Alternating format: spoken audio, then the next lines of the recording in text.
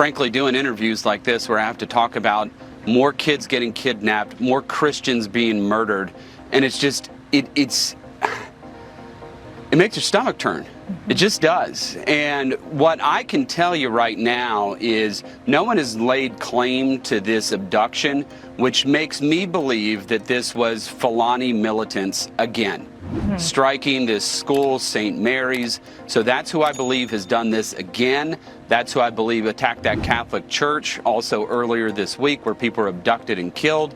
And this is why at that hearing where you just played at the outset that we had with the administration, which I was part of that hearing, one of the things I am calling for is for the government to disarm the Fulani militants in the middle belt of the country. It's illegal to own firearms in Nigeria, but somehow these nomadic tribesmen can just lay waste and murder all over the country against Christians, and nobody does anything. But you have this individual, Sunday Jackson, who is a Christian farmer who defended himself against an Islamic radical Fulani militant. He's facing the death penalty right now.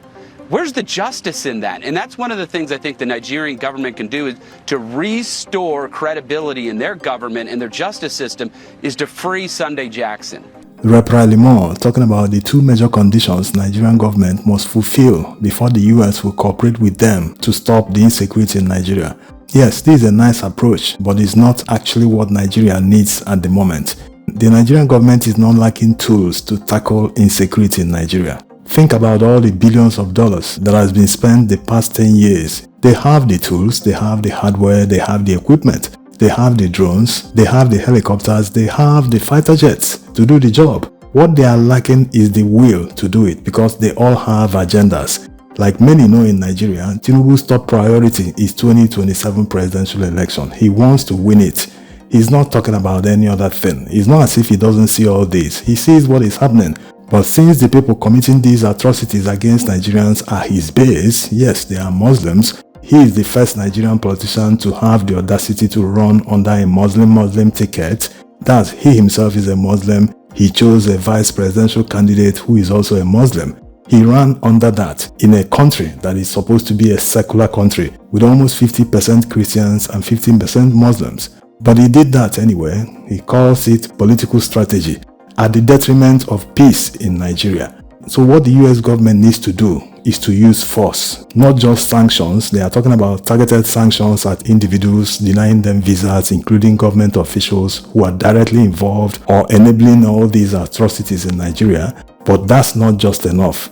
They need to use force, even if it's a direct invasion, of course. That might not be supported in the US, even in the Congress. They might not be able to vote for it because it will involve spending money. They wouldn't like to spend that money in a foreign country, especially where they are not going to gain anything. Never mind what Nigerians say, the US government is coming to steal our resources. What resources are people talking about? Can you compare Nigerian resources to the US resources? What do you think Nigerians have that they don't have over there? Nigeria has resources, but Nigerian people are the ones fleeing to the West. They are the ones migrating to Western countries to live and work there and have the good life. You are talking about resources, but you can't turn that resources to a good life for your people. They cannot use that resources to lift Nigerians out of poverty. So people should stop talking about resources, even if they are coming for the resources. Use that resources to pay for your life. Yes, pay someone to save your life. It is someone that is alive that will be talking about what he's going to enjoy. Now, let's hear what Congressman Chris Smith said in an interview with Fox News. He's among the US congressmen that has been talking about insecurity in Nigeria for more than 10 years.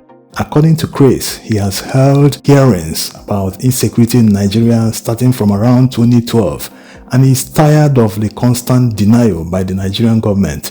For those of you who watched the hearing in the US Congress, some Democrats tried to play it down just like the same playbook of the Nigerian government. This will show you instant proof for those who keep saying, the US government or other foreign governments never care about Nigerians, they don't care about Africans. They can never wake up and start shouting that they want to save you. If they do that, know that they have an ulterior motive and all the other things they say. You can see the difference here for those who are paying attention. It was under Barack Obama that APC came to power. Of course, you know, Barack Obama belongs to the Democratic Party in the US. So the Democratic Party members, you can say they see APC members as their allies in Nigeria. Maybe that's why they are defending them. But this is at the detriment of people losing their lives in Nigeria. The evidence is there. It's not as if all these are manufactured, that they are narratives and propaganda. No. But some people choose to look the other way. Under the government of Donald Trump, which is of the Republican Party, they are determined to stop the insecurity in Nigeria. One has chosen to solve the problem, while the other one are seeing allies instead of seeing reality that we are talking about human lives here. So there's a huge difference between the two of them. And also remember that during Donald Trump's first term in office, he designated Nigeria as a country of particular concern. But when Biden came to power, because Biden is of the Democratic Party, he removed that designation. And now, Trump has put Nigeria back to that designation again. So to the ordinary Nigerians, they can see which of the governments in the US is doing something that is in their favor. They can see it very clearly. So this shouldn't be about politics. It should be about saving lives. After saving lives, they can go back to politicking. They can go back to helping their political allies, lobby in Washington to get whatever political favors they want, whatever favorable policies they desire from the US government. But right now, the two parties in the US must unite to help Nigerians, to help poor Nigerians who are being chased away from their communities. They must unite to save humanity. Well, I think first and foremost, we need to completely eviscerate this culture of denial that the leadership in Nigeria has perpetuated for well over a decade. I had a hearing back in 2012 when Boko Haram was killing Christians and moderate Muslims, doing it with impunity, and we got nothing but crickets from people at the White House during many, many years under both Obama and then especially under Biden. There was a hands-off approach claiming that this has nothing to do with religion. It has almost everything to do with killing Christians because they are Christians and moderate Muslims because they don't conform with the radical Islamist agenda. What we can do, and thank God President Trump did what he did, because this is a bloodletting, the likes of which we haven't seen in almost anywhere in the world. They abduct children, they abduct women, they rape them, and they kill the men. That's almost the most modus operandi that happens time and time again. And we can help them by sanctioning the government for not doing what it could do. I've been to Abuja, I've been to Jos. I went to Jos and saw 5 firebombed churches. Archbishop Kegama, I met with him. This was back in 2013. It has not stopped. So yesterday, and there he is, I met with the head of a delegate 2 days ago, of a delegation of 10 very high-powered Nigerian officials, and they were in denial again that this is religiously based. You can't solve something, and a doctor can't cure something unless they have a reliable read as to what is actually happening. And that's what's motivating this. Blinken told us again and again, and I asked him, because Trump had put CPC, country of particular concern, on Nigeria and was taking action. They came in, they being the Biden administration, and they got rid of it. And they said, nothing to see here. I'm so tired of that kind of, and a moment ago, David, you were talking about Al-Shabaab, another hideous group of people who just kill, maim, and rape. And in Nigeria, there is a capable military capacity.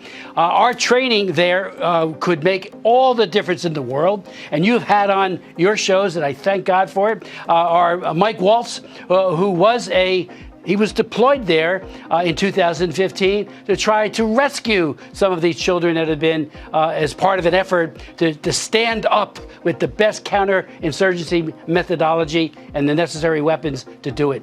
I think Trump, again, had he not done this, it would be business as usual and would see the slaughter and the genocide continue unabated. Chris Smith has done more for Nigerians than Nigerian politicians who are so corrupt they embezzle public funds at the detriment of Nigerians. This is a man who has no connection whatsoever. He's not related to Nigerians, but look at the way he's speaking on for the oppressed in Nigeria. So Nigerians on their own hand must also help themselves. all that is going on, Nigerians shouldn't just relax and expect the US to just spend their own money and come and do the job for them. No, they have to do the little they can to at least show their government that what is going on must stop. Yes, there are pockets of protests here and there, as you can see, but it is not yet enough. Nigerians are so used to seeing this kind of thing happen in Nigeria, so they are no longer bothered about it. They no longer react the way they are supposed to react when they see these kind of atrocities committed. And this is because they see this on a daily basis. Once you expose your mind to these kind of atrocities, you will lose that pain, you will lose that feeling for humanity. When you see it, you will say, I saw this last week, is it the same one? Oh, it's a new one. Oh, but it happens every day. So this is how life works.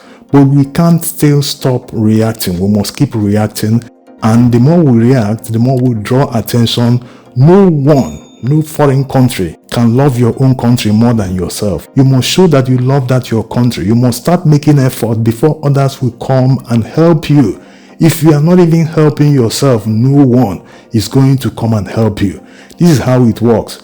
So Nigerians shouldn't just relax and be praying and be hoping that someone will come and save them. Yes, Nigerians desire that help, but you have to start helping yourself first before others will come and join. Thanks for watching.